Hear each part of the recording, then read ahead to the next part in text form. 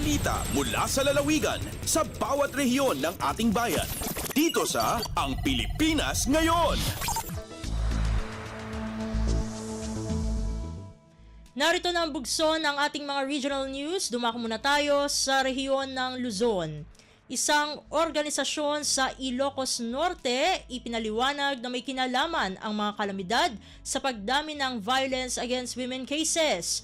Ang kabuang ulat ihahatid sa atin ni Jude Pitpitan mula sa Lawag. Mabali na makaapektar dagiti didigra sumang bahay ti may sa lugar iti panagnato ti gender-based violence. Dahil tinalawag ni Zontay Ilocos Norte Chapter President Judge Nida Alejandro ito sa pang babae. Segun kini Alejandro, nagbase isuna kadagiti madamdamag idibimta ti bulkang pinatubo ano si dino. Ti sitwasyon dagiti evacuees ket saan nasayaat iti evacuation area. Raman ditan ti kinaawan ti nagbaetan dagiti tent iti evacuation center ken iti saan nasayada pagdigusan ano sa dino. Dapay dagiti sitwasyon iti babae ket subject iti human trafficking. Ano sa dinno, maijayaan isuda ti trabaho iti restaurant when agbalin akad kadwa ti maysa nga pagtangan ngem intono ka magpaiswananan ket maipanda iti nightclubs wenno bar. Gapo iti daytoy patuloy ti nasaong organisasyon kadagiti information dissemination iti Manya Carta for Women kadagiti nagduduma lugar medium of communication kas iti radyo tapno ammo dagiti karbenganda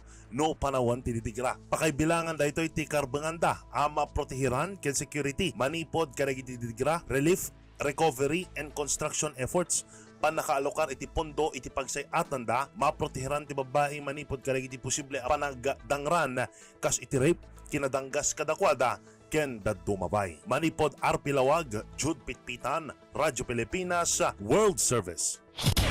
Balita mula sa lalawigan sa bawat rehiyon ng ating bayan. Dito sa Ang Pilipinas Ngayon. Inyong napakinggan ang ulat ni Jude Pitpitan mula sa Lawag. Puntahan naman natin ang Agoo, konstruksyon ng bagong municipal building ng Tubao, La Union na pinondohan ng 89 million pesos nagsimula na. Narito si Glenda Sarak para sa balita. May patpatakdiran ti kabarbaro a 4-story municipal hall ti Tubao, La Union. Itay laang nabiit kat na angay ti groundbreaking ceremony ti pastor e poblasyon Tubao, La Union. Ibangon ti Department of Public Works and Highways La Union 2nd District Engineering Office ti baro a pasdag ti munisipyo. Sigon iti DPWH Region 1 napunduan da ito iti 89 million pesos iti sidong ti General Appropriations Act of 2024. Manamnama ama iparangarang iti pastor ti moderno ken state-of-the-art facility para iti panakaipaay ti na duma-duma a pagrebengan ti munisipyo. Sigon ken ni DPWH La Union 2nd District Engineer Gil Lorenzo, ti baro a municipal hall kat saan lang ordinaryo a pasdak no di kat simbolo iti panakaitandudo ti panagrangay ken napintas a serbisyo iti publiko. Manipod Agoo, La Union, Glenda Bakungan, Sarak, para iti Radyo Pilipinas World Service. Balita mula sa lalawigan sa bawat rehiyon ng ating bayan. Dito sa Ang Pilipinas Ngayon.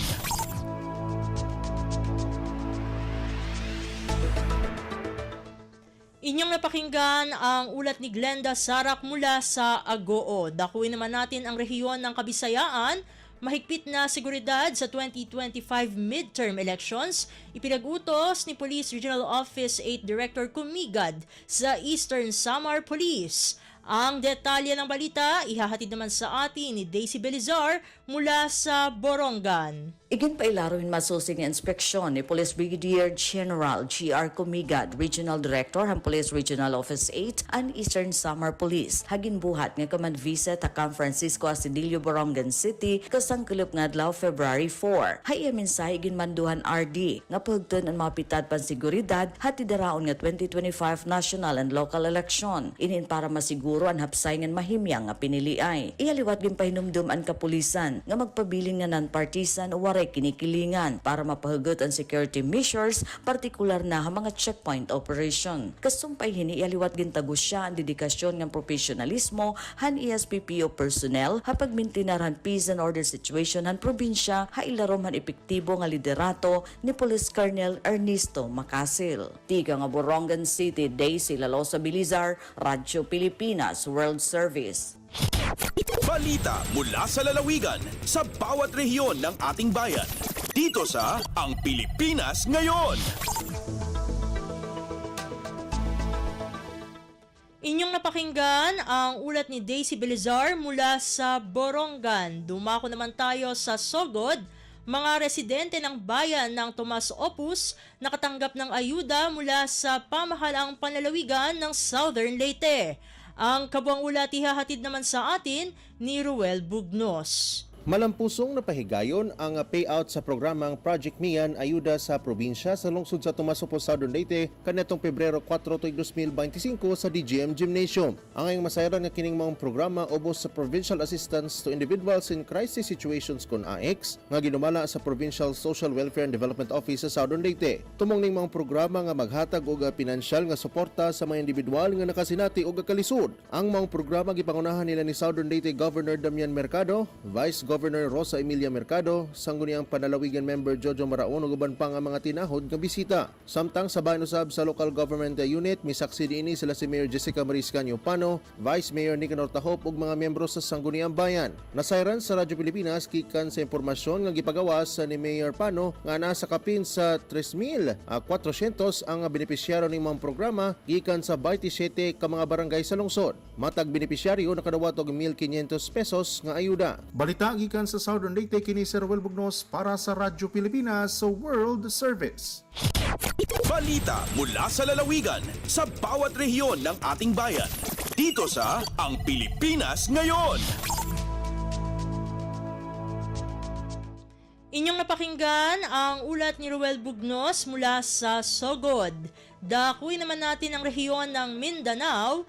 Night Market Committee muling nagpaalala sa mga sidewalk vendor ukol sa regulasyon sa lungsod. Ang detalye ng balita ihahatid sa atin ni Ryan Carbon mula sa Cagayan de Oro. Gilibot sa mga karagkuan sa Night Market Management Committee kun NMMC ang palibot sa Kugon Market, ilabi na sa mga lugar nga giplastaran sa mga sidewalk vendors di insubli silang gipahinumduman sa gabayan sa syudad diha sa ilang pagpamaligya. Sa pagpanguna ni Attorney Jose Edgar Duoy uban sa ginsakpan sa Cagayan de Oro City Police Office, Roads and Traffic Administration, City Economic Enterprises and Business Development Administration, CLENRO ug City Public Services Department, gibisitahan sa NMMC ang mga sidewalk vendors o gipahimangnuan kalabot sa insakto nga paghipos sa ilang basura. Lakip sa gipahinumdom sa team ngadto sa mga sidewalk vendors ang oras sa ilang pagdisplay sigon sa gitugot. Ingon man ang insakto nga area kay nakita nga nilapas na ang mga sidewalk vendors sa ilang lugar diin nakabara na sila sa dagan sa trapiko. Gikan sa RP1 Cagayan de Oro City, Ryan Carbon para sa Radyo Pilipinas World Service. Balita mula sa lalawigan sa bawat rehiyon ng ating bayan. Dito sa Ang Pilipinas Ngayon. Inyong napakinggan ang ulat ni Ryan Carbon mula sa Cagayan de Oro. Puntahan naman natin ang Zamboanga. Libu-libong residente sa Zamboanga City na serbisyohan ng 3 araw na Grand Medical Mission. Narito si Shirley Espino para sa balita. Ya benefita el miles de magazambongueño na 3 días justo y decente ayuda program Grand Medical Mission del gobierno local junto con el Philippine Medical Association in Chicago o PMAC. Al gobierno local que encabeza si alcalde John Delipe y reconoce con el National Medical Team que ya trabaja junto con el LGU para poder servir con el mga residente del ciudad. Puera con el mga libre consultación, medicina y antipara, el grupo de PMAC Tarlac, yaw sa tambiyan di ila hospitals on wheels para kondusi mga minor and major operations na diferente mga hospital i lugar na syudad. El Ayuda program del gobyerno lokal taufra sa diferente mga serbisyo sa laban ng diferente mga opisina del gobyerno lokal na syudad de Zamboanga. Desde na RP Zamboanga yung si Shirley Espino para na Radyo Pilipinas World Service. Balita mula sa lalawigan sa bawat rehiyon ng ating bayan. Dito sa Ang Pilipinas Ngayon.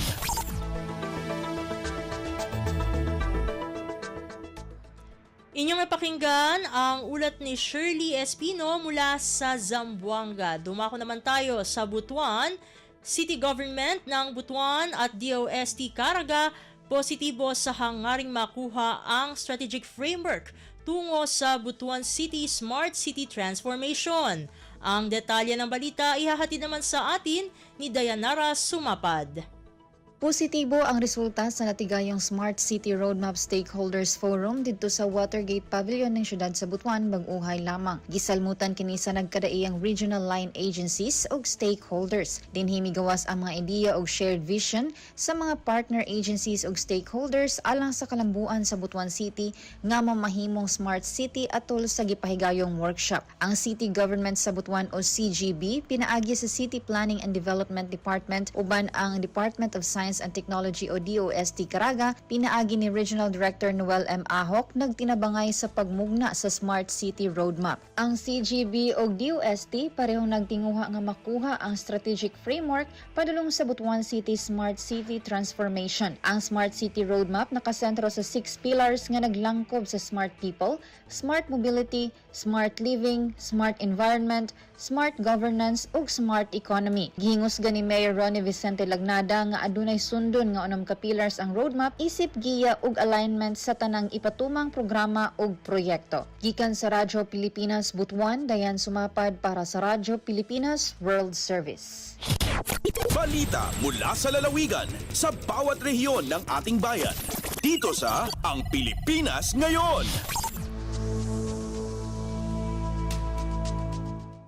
Inyong napakinggan ang ulat ni Dayanara Sumapad mula sa Butuan. Puntahan naman natin ang Iligan. Iligan City Police Office mariing pinabulaanan ang kumakalat na maling impormasyon na hindi umano kasali sa drug test ang PNP.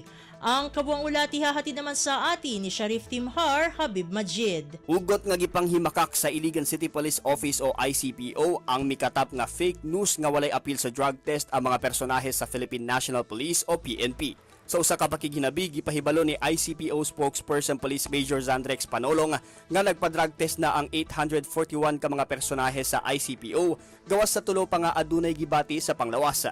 Matud niya, dili tinuod nga dili magpa-drug test ang mga pulis tungod kay gimanduan sila nga himuon kini matag tuig subay sa internal cleansing program sa PNP. Dili pud matud niya makakuha og license to own and possess firearms o madawat sa PNP recruitment kung walay resulta sa drug test.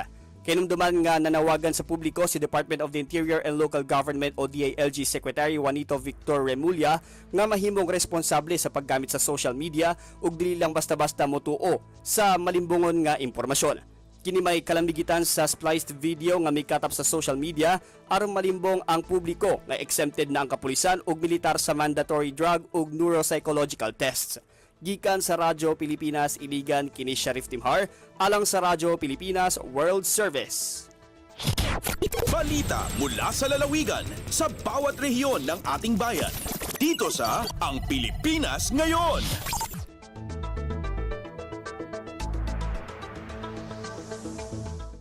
Inyong napakinggan ang ulat ni Sheriff Timhar Habib Majid mula sa Iligan.